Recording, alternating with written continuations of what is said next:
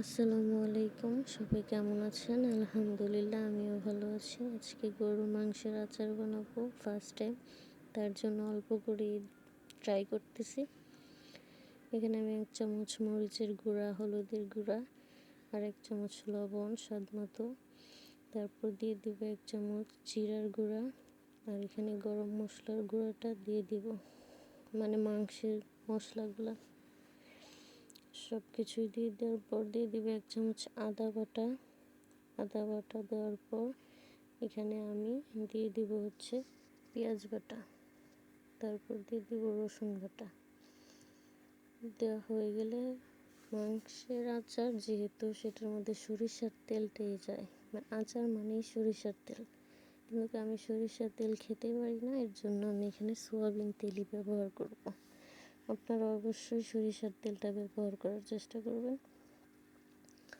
এখানে আমি লেবুর রস দিয়ে দিলাম 1 চির মতো, যাতে ভালো করে সিদ্ধ হয়ে যায়। তারপর এটাকে আমি ভালো করে ম্যারিনেট করে রেস্টে রেখে দেব।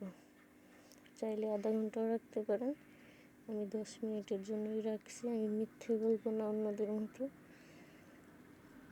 যেটা সত্যি সেটা দেখানোর চেষ্টা করব।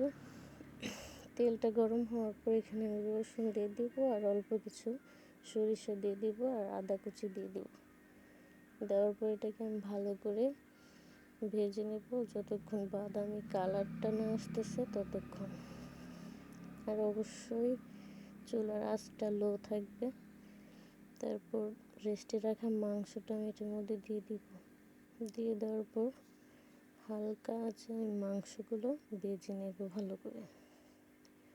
দেখেন মাংসটা কিছুক্ষণ ভাজার পর মাংসের মধ্যে যে পানিটা থাকে সেই পানিটা চলে আসছে। এই পানিটা দিয়ে আপনার মাংসটা সিদ্ধ হবে, আলাদা কোনো পানি অ্যাড হবে না এখানে।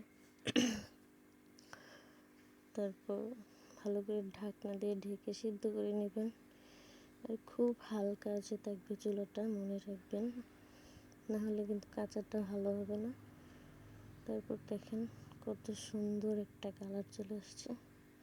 তারপর এখানে আমি আচারের মশলা মানে 5 ফোড়নটা দিয়ে দিব, আর ভেজে রাখা শুকনো মরিচ গুঁড়া করে রেখেছিলাম সেটাকে দিয়ে দেব।